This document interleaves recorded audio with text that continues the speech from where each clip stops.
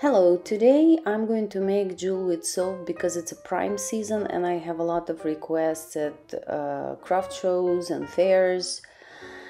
And Jewelweed can be fairly small, or it can grow more than a yard tall. And I have a lot of Jewelweed on my property.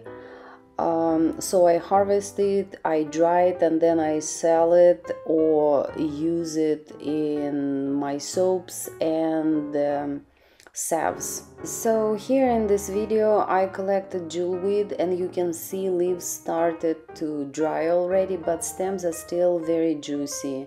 I don't chop it, I don't make it like very small. I just put it in the blender, add a little bit of water because I need something like paste or like very thick liquid, and then I'll make it go through a fine strainer. This paste or liquid I'm going to use in my Jewelweed salve and Jewelweed soap. This is goat milk soap.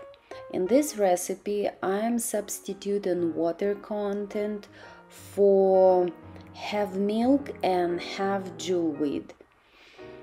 You can do it in any proportion you like.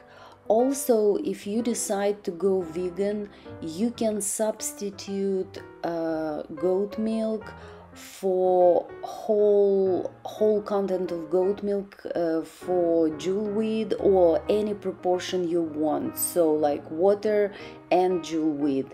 I would substitute it for jewelweed only. Also, I'm using in this recipe deer tallow, and again, if you want to go vegan, you can substitute it for any other hard fat you'd like. It can be palm oil or coconut oil or babasu, anything that you like. I'm trying to make all my soap nourishing and nice for the skin, but this one especially, and that's why all ingredients I put in this soap should help after poison ivy or any poisonous plant burn. I am not saying that it's gonna magically relieve itchiness, but maybe so for someone it will.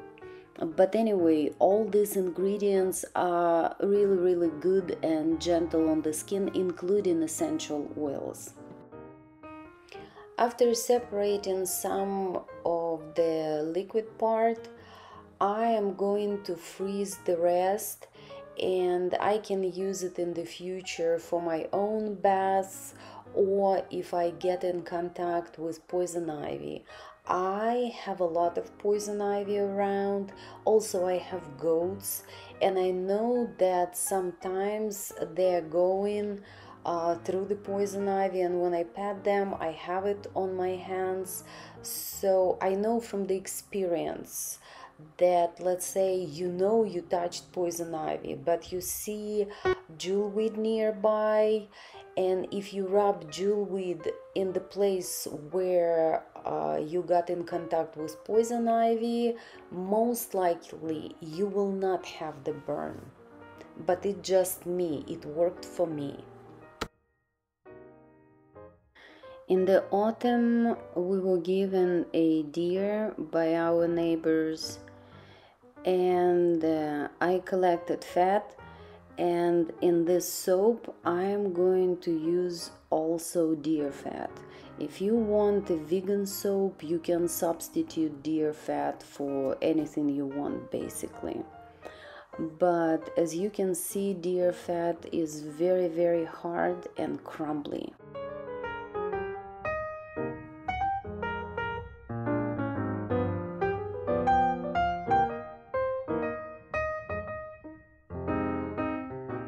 I try not to heat oils an extra time without a necessity. So usually I'm mixing all hard oils, like in this case deer fat, shea butter right now, and then coconut oil. So I'm going to melt them, and only then I'm going to add my liquid oils. I love castor oil because it adds creaminess to the soap. So bubbles are gonna be not just big, but also like a lot of smaller ones. I think sunflower oil is underappreciated in soap, so I use it in my soaps. And sure, here goes olive oil. Now when I froze my milk, I prepared my Jewelweed. It's time for essential oils. I buy my oils from WF Med, and so far I love their essential oils. The comfort oil is from a different company.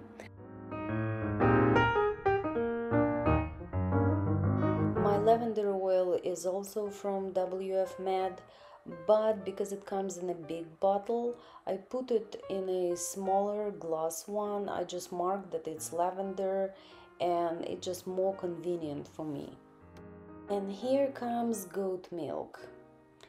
As you probably know, if you add your lye to liquid goat milk, it will scorch it, and goat milk will become orange all the way to the brown.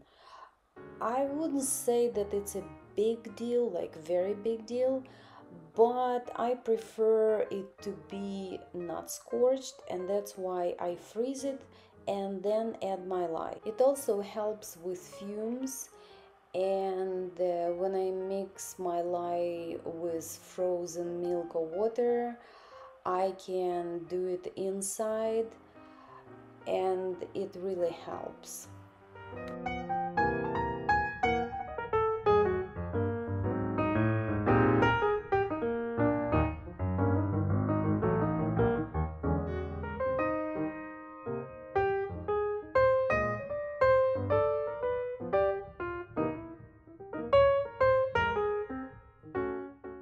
Now I'm going to mix milk and lye constantly, otherwise a solid crystal of lye can be formed, or milk can be scorched where the lye concentration is higher.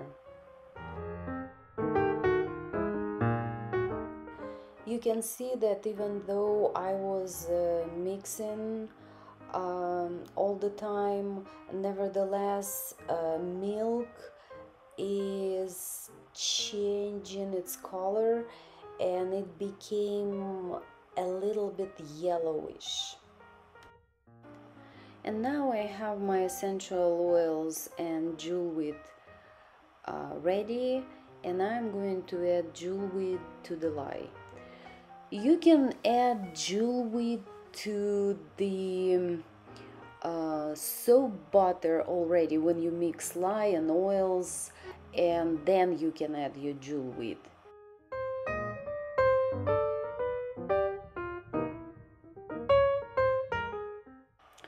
And now when my lye Jewelweed mix is ready, I'm adding this mix to my oils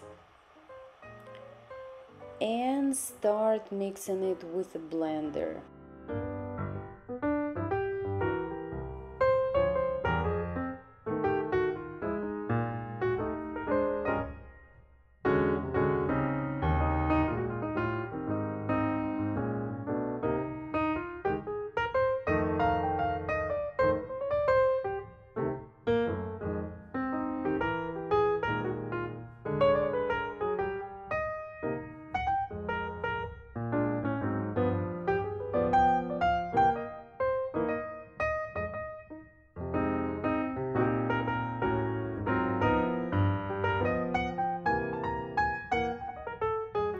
When I reach about medium trace, I add essential oils and blend everything again.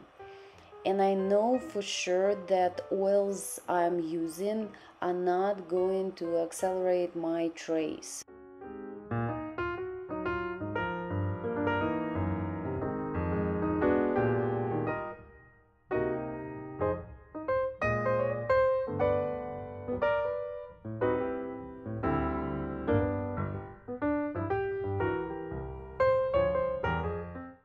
The rest is totally optional. You can form your top or you can leave it flat, and then you can bevel your soap or you don't have to. After this, I put my soap in the cold oven. It's summertime and I don't want this soap to be overheated because it's goat milk soap, and if it overheats it will crack in the middle. So I'm unmolding my soap in about 12 hours. As you can see, the bottom is a little bit soft, but in all it's hard, and I can cut it. Ideally you can put the soap to sit a little bit on the counter and other part will become even harder, so it can sit from an hour to a day. You still will be able to cut it easily. As you can see, soap lost its color. So from kind of mustard yellow it turned into greenish white, and I think it's gonna lose more color in the future.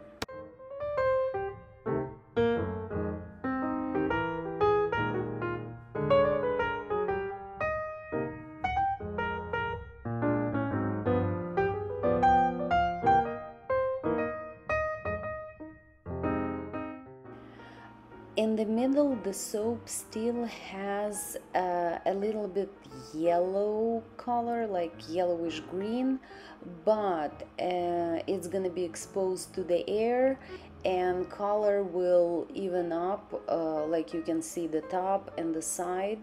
So all soap, like all around, is gonna be the same color.